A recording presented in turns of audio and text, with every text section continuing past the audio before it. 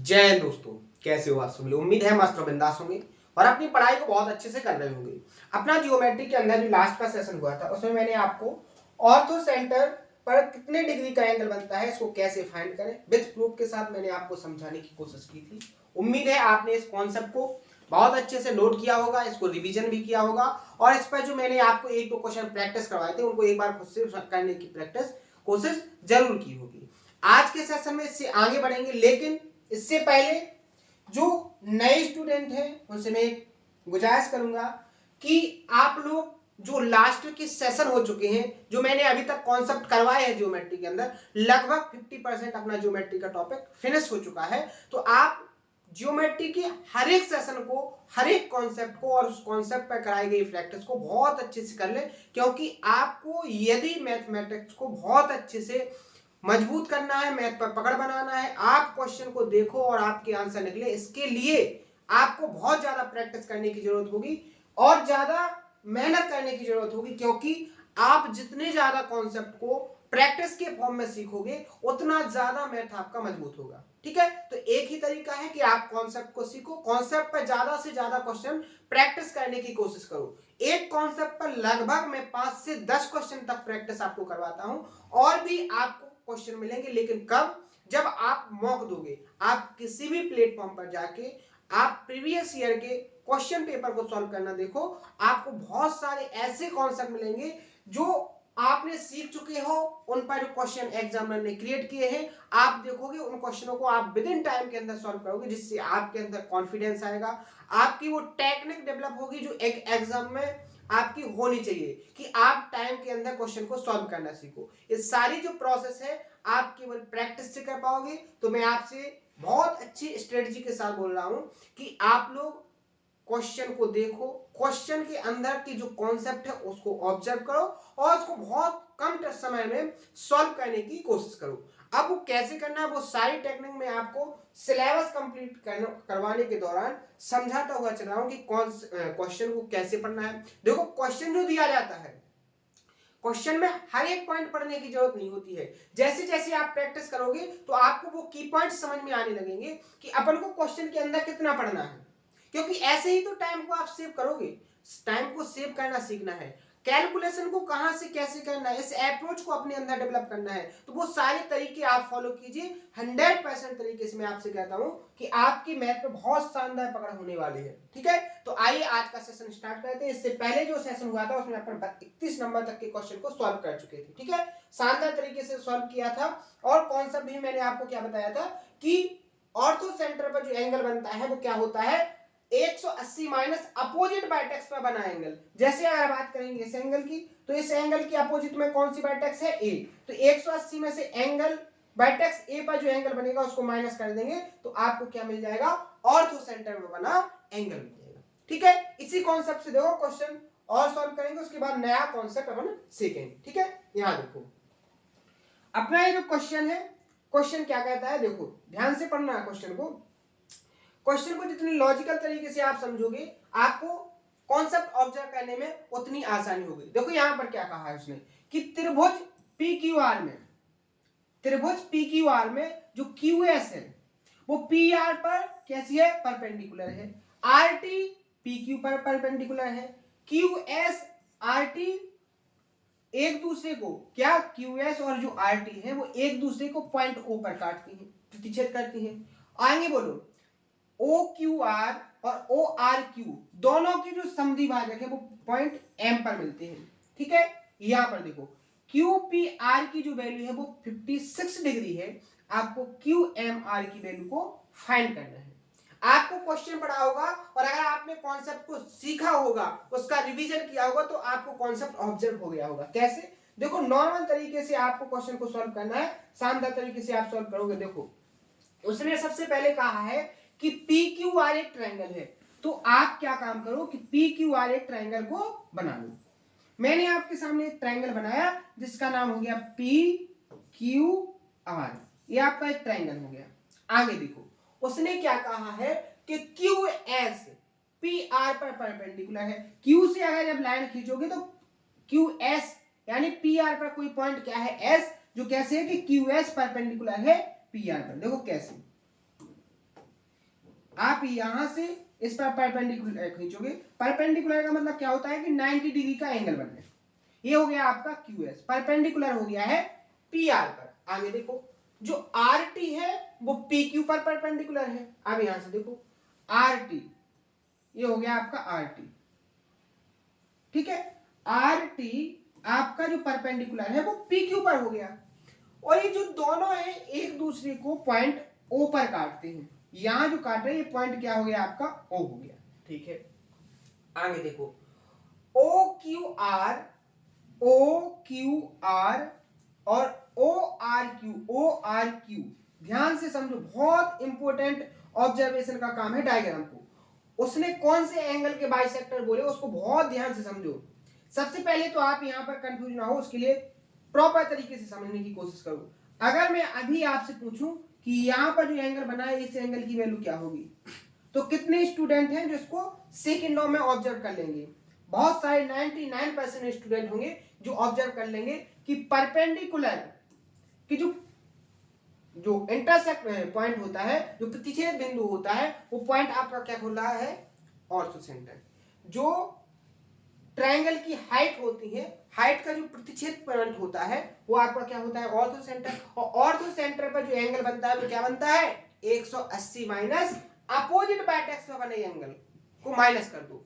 तो यहां पर देखो आपको दिया गया है QPR, ये जो एंगल है ये कितने डिग्री का है? 56, ठीक है। तो यहां पर जो एंगल बनेगा वो क्या बनेगा? 180 माइनस 56। जब इसको सॉल्व करोगे तो क्या आ जाएगा? 4 6 2 124 डिग्री। यानी यहां पर जो एंगल बनेगा वो 124 डिग्री का होगा। समझ में आ गया? अब आगे पढ़ो क्वेश्चन को। आगे देखोगे अगर आप, तो इसने कहा है कि यहां पर OQR अंदर वाला जो है इसका जो एंगल बाइसेक्टर है, इस कोण का एंगल बाइसेक्टर ये हो गया, और इस एंगल का बाइसेक्टर ये हो गया, और ये एक दूसरे को पॉइंट M पर क्या करते हैं? इंटरसेक्ट करते हैं। समझ में आया? तो उसने पूछा है QMR की वैल्यू, आपको इस एंगल की वैल्यू को फाइंड करना है। एक बात बताइए, अगर ये ट्रायंगल है और इस एंगल का एंगल बाइसेक्टर और इस एंगल का एंगल बाइसेक्टर एक दूसरे को यहां मिलेंगे, तो इस एंगल की वैल्यू क्या होगी? 90 प्लस इस एंगल पर बना, मान लो ये थीटा है, तो क्या हो जाएगा? θ/2। यही होगा कि नहीं होगा? तो आप यहां पर देखिए, यहां जो डायग्राम बन रहा है आपका, यहां पर ये जो ट्रायंगल बन रहा है आपका, इसमें वही कॉन्सेप्ट नहीं लग गया कि ये ट्रायंगल हो गया और इसके जो एंगल बाइसेक्टर है वो यहां पर मिल रहे, तो यहां पर जो एंगल होगा वो क्या होगा? 90 प्लस M वर्टेक्स पर बने एंगल का आधा सम कर देंगे तो आपका आंसर आ जाएगा। यही तो एग्जामिनर पूछना चाहता था, बस आपको ऑब्जर्व करना था। तो यहां क्या हो जाएगा? 90 प्लस 124 का आधा करोगे तो कितना हो जाएगा? 62, और 90 में 62 ऐड करोगे तो कितना हो जाएगा? 152 डिग्री। यानी ऑप्शन नंबर आपका क्या हो जाएगा यहां पर? A correct answer. तो ऐसे क्वेश्चन को सॉल्व करना है। अब मैंने आपको पूरा क्वेश्चन समझाया, तब जाके 5 से 6 मिनट आपको लगे हैं, और अगर आप इसको एग्जाम में करते तो आप इस क्वेश्चन को यहां प्रैक्टिस कर चुके हो, इस कॉन्सेप्ट को यहां प्रैक्टिस कर चुके हो। जब आप इस क्वेश्चन को एग्जाम में सॉल्व करते तो विद इन टाइम के अंदर सेकंडों में इसका आंसर निकाल के देते। समझ में आया? तो ऐसे आपको क्वेश्चन को ऑब्जर्व करना है, उसके अंदर के कॉन्सेप्ट को ऑब्जर्व करना है, डाटा क्या दिया गया है, आपसे एग्जामिनर ने पूछा क्या है, शानदार तरीके से आप उसको सॉल्व कर लोगे। ठीक है? क्लियर है यहां तक? आगे बढ़ जाए नेक्स्ट क्वेश्चन। देखो सेम कॉन्सेप्ट है, ये भी उसी तरीके से क्वेश्चन को क्लियर किया गया है। यहां देखो उसने कहा है कि त्रिभुज एबीसी में एंगल ए की जो वैल्यू है वो 52 डिग्री है, और जो आगे बोला है ओ त्रिभुज का लंब केंद्र है, ठीक है, ऑर्थो सेंटर है। बीओ और सीओ को आगे बढ़ाते हैं तो वो ई और एफ पर एसी और एबी से मिलते हैं, ठीक है, जब उन्हें आगे बढ़ाया जाता है। ठीक है, यदि एंगल ओबीसी और ओसीबी के समद्विभाजक पी पर मिलते हैं तो आपको एंगल बीपीसी की वैल्यू को फाइंड करना है। वैसे अभी जो मैंने समझा दिया उस हिसाब से आपको डायग्राम बनाने की यहाँ जरूरत नहीं पड़ती, लेकिन मैं आपको फिर से एक बार ऑब्जर्व कॉन्सेप्ट को ऑब्जर्व करना सिखाऊंगा। ठीक है, यहाँ देखो उसने क्या बोला है कि एबीसी ये आपका ए हो गया, ये आपका बी हो गया और ये आपका सी हो गया। तो आपका ट्राइंगल बन गया एबीसी। आपको एंगल ए की वैल्यू कितनी दी गई है? 52 डिग्री।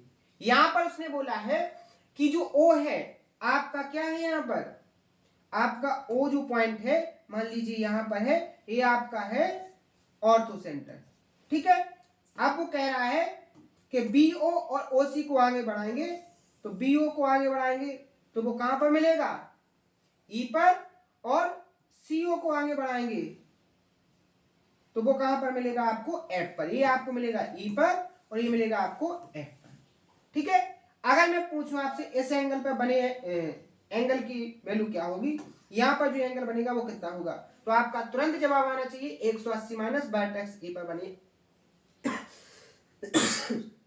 Sorry 180 minus 52। अगर आप यहां पर देखोगे 180 से 52 को माइनस करोगे तो क्या बचेगा आपका? 8 2 1 128। यहां पर जो एंगल बनेगा वो 128 डिग्री का बनेगा। यहां तक क्लियर। लेकिन आपसे एग्जामिनर ने ये नहीं पूछा है, आपसे एग्जामिनर ये नहीं पूछना चाहता है। आपसे एग्जामिनर पूछना चाहता है कि जब आप ओबीसी ओबीसी और ओसीए ओसीबी इनके एंगल बाइसेक्टर खींचो जो पॉइंट पी पर मिलेंगे, उस पॉइंट पी पर बने एंगल की वैल्यू को फाइंड करना है। तो सबसे पहले आप यहां पर देखो, इसका एंगल बाइसेक्टर ये हो गया और इसका एंगल बाइसेक्टर ये हो गया, और दोनों के एंगल बाइसेक्टर ये कहां पर मिल रहा है? पॉइंट पी पर मिल रहा है। तो यहां पर एंगल कितना बनेगा? यहां पर 90 प्लस ओ वर्टेक्स पर बने एंगल का आधा सम करेंगे तो क्या हो जाएगा? 90 प्लस, यहां देखो 128 का आधा करेंगे क्या हो जाएगा? 64, और 90 में 64 जोड़ेंगे तो क्या हो जाएगा? 152 सॉरी 154। और ऑप्शन नंबर डी यहां पर क्या हो जाएगा आपका करेक्ट आंसर। समझ में आया? देखो सेम कॉन्सेप्ट था। एक क्वेश्चन इसकी लैंग्वेज अलग थी, दूसरा क्वेश्चन इसकी लैंग्वेज अलग थी, लेकिन सॉल्व करने की टेक्निक सेम थी। अब कैसे सॉल्व करना है वो आपको समझ में आ गया होगा। अगर ये क्वेश्चन आपको एग्जाम में मिलता तो आप इसको कैसे सॉल्व करते? आपको यहां डायग्राम बनाने की भी जरूरत नहीं पड़ती, लेकिन मैंने आपको विद डायग्राम के साथ विद कॉन्सेप्ट को ऑब्जर्व करना सिखाया, क्योंकि आपको वो प्रोसेस वो समझ में आए, वो टेक्निक समझ में आ जाए कि एग्जाम में क्वेश्चन को कैसे सॉल्व किया जाता है, आप क्वेश्चन के अंदर के कॉन्सेप्ट को कैसे ऑब्जर्व करते हो। ठीक है, क्लियर है? देखो मैं आपको हर एक तरीके से समझाने की कोशिश करता हूं, बस आपको एफर्ट डालने हैं। जितने एफर्ट्स के साथ मैं आपको समझाने की कोशिश कर रहा हूं, उतने एफर्ट्स से आपको उसको समझने की कोशिश करना है, उसको खुद से प्रैक्टिस करने की कोशिश करना है। बहुत सारे ऐसे स्टूडेंट हैं जो आर्ट्स कॉमर्स या साइंस ग्रुप से हैं, जिन्होंने मैथ 10th क्लास के बाद नहीं पढ़ी है, तो उनको ये कॉन्सेप्चुअली चीजों को समझने में थोड़ी प्रॉब्लम होती है। लेकिन ऐसा नहीं है कि उनको आएगा नहीं, आएगा। अगर आपको एक बार में नहीं आ रहा तो आप उस क्लास को दोबारा देखो, दोबारा नहीं आएगा तीसरा देखो, और उसको ज्यादा से ज्यादा प्रैक्टिस करने की कोशिश करो। अगर आपने इसको 15 दिन भी फॉलो कर लिया तो आप ये मान के चलिए कि आपके जो मैथ पर इंटरेस्ट है वो अन्य सब्जेक्टों की तुलना में बहुत ज्यादा हो जाएगा। मैथ एक ऐसा सब्जेक्ट है, आपको बताऊं, कि जो इंटरेस्टेड सब्जेक्ट माना जाता है। आप उस पर जितना ज्यादा काम करना स्टार्ट करोगे आपको मैथ में उतना ज्यादा इंटरेस्ट बढ़ेगा। ठीक है, ये मैथ की खासियत बात है। आप जैसे आर्ट को पढ़ोगे आपको सारा याद करने की बात है, आपको सारा का सारा रटना है। आप जीएस की बात करोगे आपको सारे के सारे फैक्ट रटना है। उसमें ऐसा कोई लॉजिक नहीं होता है, मैक्सिमम कोई लॉजिक नहीं होता है जिससे आपको इंटरेस्ट बढ़ जाए। आपको सब्जेक्ट को रटना पड़ेगा। लेकिन मैथ एक ऐसा सब्जेक्ट है जिसमें क्या होता है, जिसमें होता है ऐसा है कि आप थोड़ा बस उस पर काम करना स्टार्ट कर दो, आपको लॉजिक मिलेंगे, आपको कॉन्सेप्ट मिलेंगे, आपको उसके अंदर इंटरेस्ट बढ़ेगा, आप खुद से कॉन्सेप्टों को क्रिएट करोगे। ये क्वालिटी है मैथ की, और ये अप्रोच है आपको मैथ पर मजबूती पकड़ बनाने की। ठीक है, तो ये प्रॉब्लम नहीं है, आपके सॉल्यूशन है। मैथ आपके माइंड को बहुत फ्रेश करके रखता है। बाकी अन्य जो सब्जेक्ट होते हैं वो आपको ज्यादातर बोरियत वाले सब्जेक्ट होते हैं। जैसे आप कोई भी सब्जेक्ट उठा के देख लो, आप उसको रटने की कोशिश करते हो तभी जाके वो कंप्लीट होता है। तो उससे अच्छा तो ये है कि आप कॉन्सेप्ट को समझो, कॉन्सेप्ट को सीखो, लॉजिकल तरीके से उस पर इंटरेस्ट जगाओ और आप उसको बहुत शानदार तरीके से सॉल्व करो। ठीक है, मैथ से ज्यादातर स्टूडेंट डरते हैं, लेकिन डरने वाली बात थोड़ी ना है। मैथ सबसे सरल विषय है, सबसे सिंपल सब्जेक्ट मैथ है, क्योंकि आपको फॉर्मूले आएंगे, आप मैथ को सॉल्व करते हुए आगे बढ़ जाओगे। ठीक है, इसमें कोई ज्यादातर रटने की बात नहीं कि अगर आप कोई फैक्ट भूल गए तो बस फिनिश से, आप उससे आगे कुछ नहीं कर सकते। ठीक है, तो अपना जो कॉन्सेप्ट हो गया उस पर क्वेश्चनों की प्रैक्टिस होगी।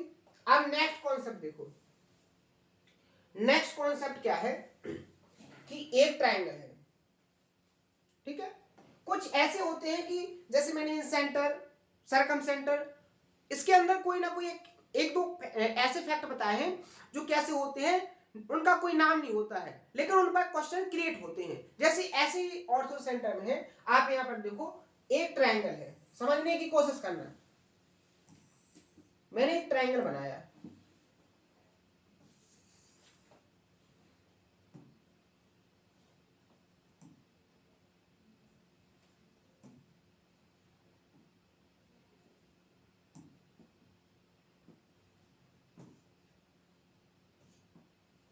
ठीक है, ये ट्राइंगल बन गया आपका, मान लीजिए A B C, A B C एक ट्राइंगल बन गया। ठीक है, अब इसमें क्या है, आपका एच, यहां पर कोई पॉइंट है एच, यहां पर कोई पॉइंट है आपका,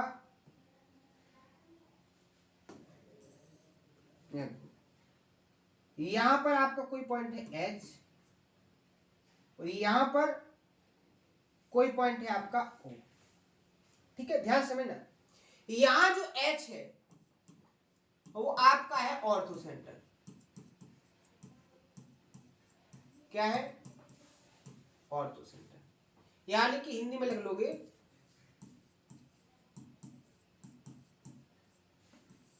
लंब के। ठीक है, दूसरा देखो, यहां पर जो ओ है, ओ आपका क्या है, यहां पर सरकम सेंटर।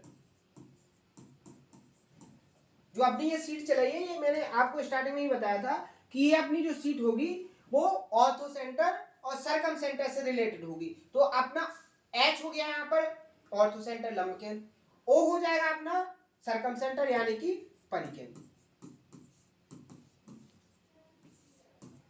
एक ट्राइंगल एबीसी है, एबीसी के अंदर एक पॉइंट एच है जो आपका उस ट्राइंगल का ऑर्थो सेंटर है, ओ आपका सरकम सेंटर है, ट्राइंगल के अंदर दोनों पॉइंट है।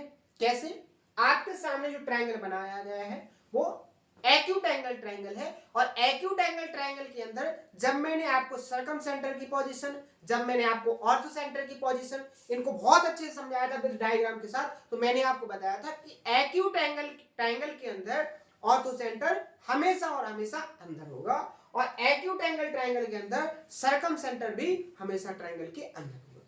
क्लियर है यहां तक बात, कोई डाउट, कोई प्रॉब्लम, कोई दिक्कत नहीं। अब यहां से कॉन्सेप्ट क्या बनता है, कॉन्सेप्ट आपका बनता है क्या, ध्यान से समझना, कि आप यदि ए बाय से इसको मिलाओ,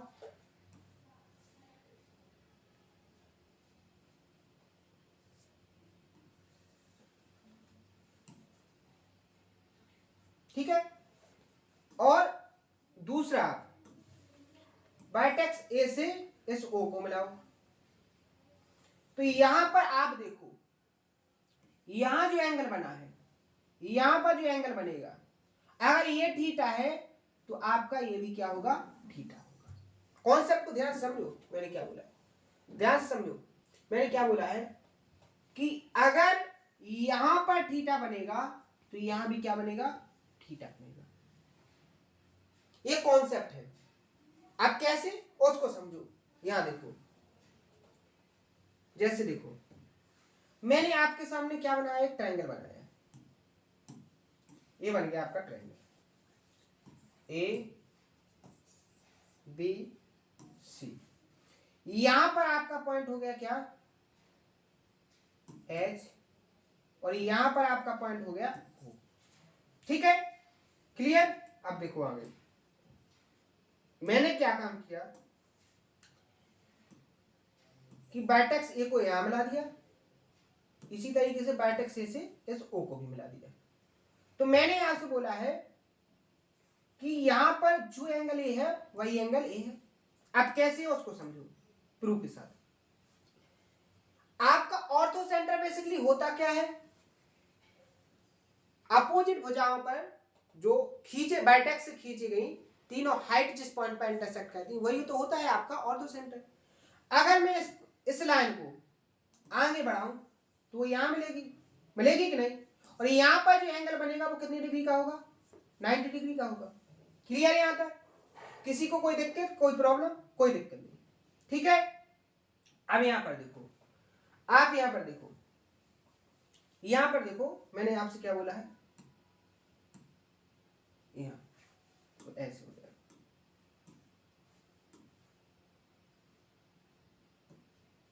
ठीक है, क्लियर। यहां पर 90 डिग्री का एंगल बना है, ठीक है। अब आप यहां देखो, ये 90 का हो गया, यहां पर मान लीजिए ये थीटा है आपका, ठीक है, तो ये आपका क्या हो जाएगा 90 माइनस थीटा। किसी को कोई दिक्कत, क्लियर है यहां तक। आगे देखो, अगर मैं इसी तरीके से यहां से इसको मिला दूं तो आपको पता होना चाहिए कि ये आपका सरकम सेंटर था, क्या था, सरकम सेंटर। और सरकम सेंटर पर बना जो एंगल होता है उसके अपोजिट वर्टेक्स का कैसा होता है, दुगना। अगर यहाँ 90 माइनस थीटा है तो यहाँ क्या बचेगा, बनेगा इसका दुगना, 90 का दुगना 180 माइनस थीटा का दुगना 2 थीटा, तो यहाँ पर जो एंगल बनेगा वो क्या बनेगा 180 माइनस 2 थीटा। यहां तक किसी को कोई प्रॉब्लम, कोई दिक्कत, किसी को कोई प्रॉब्लम नहीं होनी चाहिए, ठीक है, क्लियर है। आगे बढ़ो, आपको पता होना चाहिए कि जो सरकम सेंटर होता है तीनों वर्टेक्स से इक्वल डिस्टेंस पर होता है। अगर आपका ये आर है तो आपका ये भी क्या होगा, कैपिटल आर होगी। कहां से, मान लीजिए पॉइंट ओ है, ओ तो वैसे ही कहा है मैंने, ओ सी और ओ ए दोनों कैसे होंगे, इक्वल होंगे। क्लियर है यहां तक। तो इनके आमने सामने का ये जो एंगल है इनकी वैल्यू कैसी होगी, इक्वल होगी। क्लियर। आगे देखो, ट्रायंगल AOC के अंदर, ट्रायंगल AOC के अंदर ट्रायंगल के तीनों एंगल्स का सम कितना होना चाहिए, 180। आपका ये जो एंगल है वो कितना है, 180 माइनस 2 थीटा। अगर आप इस एंगल में प्लस 2 थीटा कर दोगे तो आपको इस ट्रायंगल के तीनों एंगल का सम 180 मिल जाएगा। तो आप यहां पर एक कह सकते हो कि इस एंगल और इस एंगल का सम 2 थीटा है। क्या है, 2 थीटा। और ये दोनों एंगल कैसे हैं, इक्वल, तो आपका ये भी थीटा होगा और ये भी थीटा होगा। तो यही तो मैंने कहा था आपसे कि अगर आपका ये ऑर्थो सेंटर है और ये आपका सरकम सेंटर है, बाइटेक्स से ऑर्थो सेंटर को मिला दो, बाइटेक्स से सरकम सेंटर को मिला दो, तो ये जो एंगल बनेगा इस तरफ का और ये जो एंगल बनेगा इस तरफ का, ये दोनों एंगल क्या होंगे, आपके इक्वल होंगे। क्लियर हो गया, किसी को कोई डाउट, किसी को कोई प्रॉब्लम, किसी को कोई दिक्कत नहीं होनी चाहिए, समझ में आ गया। तो ये यहां पर मैंने कॉन्सेप्ट को लिख के बताया, यहां मैंने इसका प्रूफ आपको बता दिया। आप यहां पर क्वेश्चन को भी देख लो कि क्वेश्चन कैसे पूछा गया था। क्वेश्चन देखो, यहां पर आपको ट्रायंगल एबीसी में बिंदु एच त्रिभुज का लंब केंद्र है, आपका ये क्या हो गया, ऑर्थो सेंटर हो गया, और ओ आपका परिकेंद्र हो गया, सरकम सेंटर हो गया। यहां पर बी ए एच ये जो एंगल है वो 30 डिग्री का है। आपको ओ ए सी ये वाला एंगल कितने डिग्री का होगा। फर्स्ट आंसर आपका आना चाहिए ऑप्शन नंबर सी, यहां पर क्या हो जाएगा आपका करेक्ट आंसर। कौन से कॉन्सेप्ट से, इस कॉन्सेप्ट से। इसका प्रूफ मैंने आपको बता दिया। आप यदि एग्जाम में करते, पूरी प्रोसेस से, बेसिक से करना चाहते तो आप इसको ऐसे सॉल्व करोगे, ये आपका बेसिक हो गया। लेकिन आपको मैंने बेसिक को कॉन्सेप्ट के फॉर्म में समझा दिया। अब जब भी आपसे क्वेश्चन पूछा जाएगा तो आपको डायरेक्ट आंसर निकालना है, कैसे निकलेगा वो मैंने आपको समझा दिया है। क्लियर है यहां तक, किसी को कोई डाउट, किसी को कोई प्रॉब्लम। तो आज के सेशन में मैंने आपको क्या चीज कंप्लीट करवाई है, मैंने आज के सेशन में आपको 2 चीजें कंप्लीट करवाई हैं। सबसे पहले तो ऑर्थो सेंटर पर जो एंगल बनता है वो क्या होता है, अपोजिट वर्टेक्स पर बने एंगल को 180 से माइनस करते हैं। इस पर कैसे क्वेश्चन क्रिएट होते हैं, एग्जाम में कैसे कॉन्सेप्ट को क्वेश्चन के अंदर डालता है, आपको एग्जाम में कैसे उसको ऑब्जर्व करना है, उन सभी टेक्निक चीजों की लॉजिकल तरीके से मैंने आपको प्रैक्टिस करवाने की कोशिश की थी।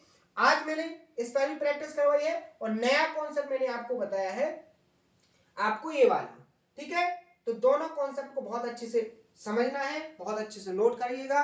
बहुत अच्छे से इस पर प्रैक्टिस कीजिएगा। लास्ट की जो कॉन्सेप्ट रह गए हैं उनको भी शानदार तरीके से प्रैक्टिस कीजिएगा और आगे के सेशन को कल स्टार्ट करेंगे, आगे से यहाँ से आगे बढ़ेंगे और जल्दी अपना जो ऑर्थो सेंटर है उसको फिनिश करके एक सेंटर और बचा है जो लेंथी है सेंट्रोइड, बहुत शानदार तरीके से उसको भी कंप्लीट करना है क्योंकि सेंट्रोइड में बहुत ज्यादा क्वेश्चन क्रिएट होते हैं। तो उसको, उसके बाद सर्कल, बस कुछ नहीं बचा है, ज्योमेट्री लगभग फिनिश हो चुकी है। उसके बाद बहुत ही शानदार टॉपिक अलजेब्रा या ट्रिग्नोमेट्री, इसको स्टार्ट करेंगे और ऐसे ही अपना पूरा जो सिलेबस है वो विद इन टाइम के अंदर फिनिश हो जाएगा। ठीक है, तो शानदार तरीके से देखिएगा, पूरी प्रैक्टिस कीजिएगा। अगर कोई डाउट हो तो उसको कमेंट बॉक्स में बताना, आपके सारे डाउट सॉल्व किए जाएंगे। तो आज के सेशन में इतना ही, मिलते हैं नेक्स्ट सेशन में इसी जोश और उम्मीद के साथ। Thank you.